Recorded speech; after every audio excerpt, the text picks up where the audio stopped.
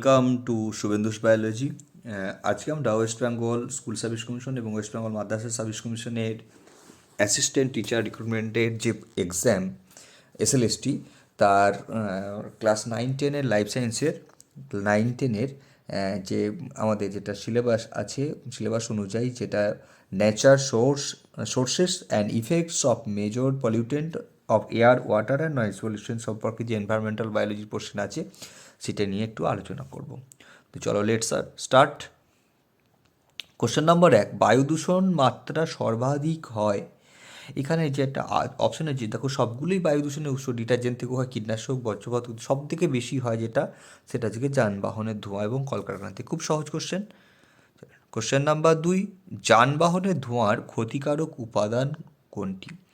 দেখো এখানে অপশান আছে, অপশান এ সীসা, বি পারদ, ক্যাডমিয়াম, সি এবং ডি হচ্ছে কি তামা।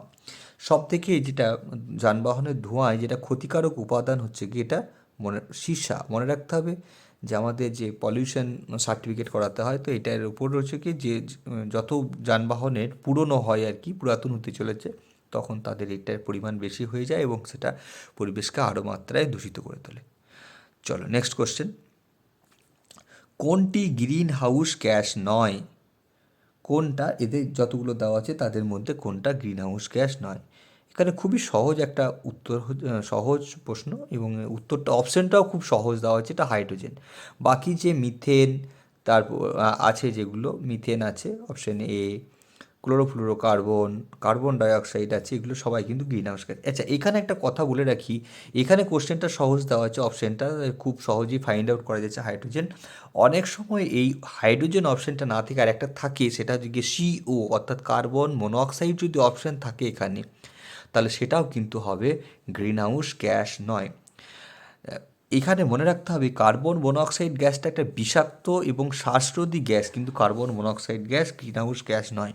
অন্যদিকে এই যে মিথেন, কার্বন ডাইঅক্সাইড বা ক্লোরোফ্লোরোকার্বনের কথা উল্লেখ করা আছে, এর একটা কোনো জায়গায় যদি থাকতো H2O অর্থাৎ জলীয় বাষ্প কিন্তু গ্রিন হাউস গ্যাসের মধ্যে পড়ে, কিন্তু কার্বন মনোঅক্সাইড গ্রিন হাউস গ্যাসের মধ্যে পড়ে না। এটা কিন্তু মনে রাখতে হবে, এখান থেকে অনেক সময় কোশ্চেন আসে।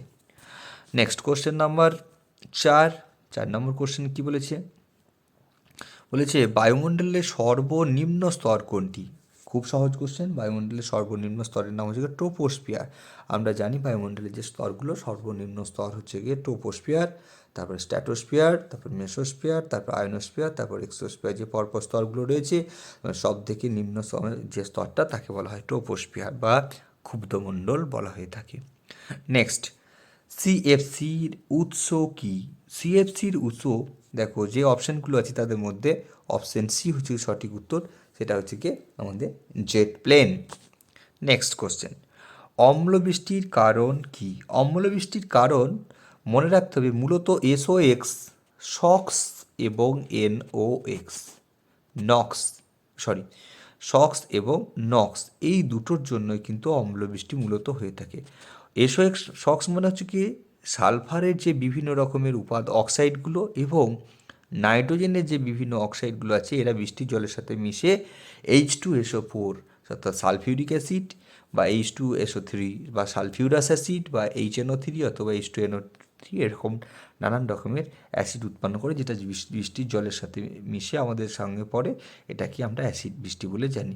সুতরাং সঠিক অপশান হচ্ছে গিয়ে জীবাশ্ম জ্বালানি গঠিত SO2 এবং NO2। নেক্সট কোশ্চেন, কলকাতায় দূষণের প্রধান উৎস কী? খুব সহজ কোশ্চেন। কলকাতায় দূষণে অবশ্যই এখানে প্রধান উৎস হচ্ছে কি জীবাশ্ম জ্বালানির দহন। কলকাতায় প্রচুর পরিমাণে জীবাশ্ম জ্বালানি, এত গাড়ি ঘোড়া কল কারখানা চলে যে সেখানে হচ্ছে জীবাশ্ম জ্বালানি দহন অনেক বেশি। খুব সহজ question. Next question, carbon dioxide কিসের দূষণ ঘটায়? এটাও খুব সহজ কোশ্চেন, অবশ্যই এয়ার পলিউশন ঘটায়। আলোক রাসায়নিক ধোঁয়াতে বর্তমান, খুব সুন্দর কোশ্চেন। আলোক রাসায়নিক ধোঁয়া, এটাকে ইংরাজিতে বলা হয়, টার্মটা ইংরাজিতে টার্ম দিয়েও পরীক্ষা দিতে পারে, ফটোকেমিক্যাল স্মগ। ফটোকেমিক্যাল স্মগ কী কী নিয়ে তৈরি হয়? ওজোন একটা অন্যতম উপাদান এবং তার সাথে এটার সাথেও থাকতে পারে প্যানও থাকতে পারে, আবার তার সাথেও থাকতে পারে নাইট্রোজেনের কোনো উপাদান, নক্স, NO2, NO3, এই সমস্ত কিছু থাকতে পারে। তাহলে এইগুলোই মূলত ফটোকেমিক্যাল স্মগ বা আলোক রাসায়নিক ধোঁয়ায় তে পরিণত করে।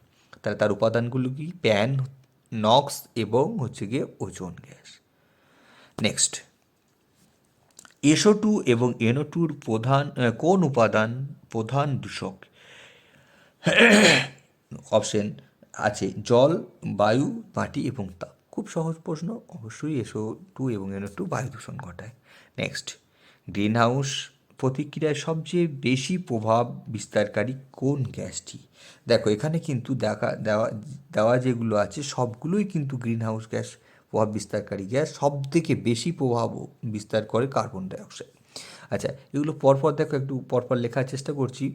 সব থেকে বেশি হচ্ছে গিয়ে কার্বন ডাইঅক্সাইড, তার থেকে কম হচ্ছে গিয়ে আমাদের CH4 মিথেন, তার থেকে কম হচ্ছে গিয়ে CFC, তার থেকে কম হচ্ছে গিয়ে অপশান বি যেটা ফ্রেয়ন আছে, তার থেকে কম হচ্ছে গিয়ে N2, তার থেকে কম হচ্ছে গিয়ে H2O।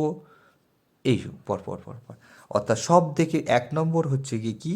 সব থেকে বেশি প্রভাব বিস্তার করে কার্বন ডাইঅক্সাইড, তারপর হচ্ছে গিয়ে আমাদের মিথেন, তারপরে CFC বা ক্লোরোফ্লোরোকার্বন, তারপর নাইট্রোজেন ডাইঅক্সাইড, তারপরে জলীয় বাষ্প। এগুলো পরপর পরপর হচ্ছে কি সব গ্রিন হাউস গ্যাসের ক্রম। অর্থাৎ সব থেকে বেশি প্রভাব বিস্তার করে CO2, সব থেকে কম হচ্ছে কি H2 মোটামুটি। নেক্সট কোশ্চেন দেওয়া আছে আমাদের কোশ্চেন নাম্বার 12। কোশ্চেন নাম্বার 12তে জিজ্ঞেস করা হয়েছে পৃথিবীর কোন স্তরে জীব বসবাস করে? খুব সহজ কোশ্চেন, আমরা জানি বায়োস্ফিয়ার। যে অঞ্চলে সব জীবেরা বসবাস করে তাকে আমরা কী বলি? বায়োস্ফিয়ার। এতে বায়োস্ফিয়ার ডেফিনেশনে বলা হয়েছে। নেক্সট, বর্তমানে চামড়ার ক্যান্সার বা স্কিন ক্যান্সারে বৃদ্ধির প্রধান কারণ কি? প্রধান কারণ হচ্ছে কি ওজোন স্তরে হ্রাস। বায়ুমণ্ডলে যে স্ট্র্যাটোস্ফিয়ারে যে ওজোন স্ফিয়ার অবস্থান করে, সেই ওজোন স্ফিয়ারের পরিমাণটা আস্তে আস্তে কমে যাচ্ছে এবং তারা অক্সিজেন এবং এতে বিভাজিত হয়ে যাচ্ছে, যার ফলে ওজোন গ্যাসে আলট্রাভায়োলেট রশ্মি আমাদের পৃথিবীতে প্রবেশ করছে। পৃথিবীতে প্রবেশ করার ফলে কী হচ্ছে? আমাদের স্কিন ক্যান্সার ঘটাচ্ছে। এই ছিল 13টা খুব ইকোলজি পোর্শন, আমাদের এনভায়রনমেন্টাল পোর্শন থেকে কতগুলো খুব ইম্পর্টেন্ট কোশ্চেন। আশা করছি কোশ্চেনগুলো তোমাদের খুব ভালো লাগবে এবং চ্যানেলটা সাবস্ক্রাইব করো এবং তোমার বন্ধুদেরকে মধ্যে অনেক অনেক মাত্রায় শেয়ার করো, যাতে সবাই এই ভিডিওগুলো দেখতে পায়। ওকে, টাটা।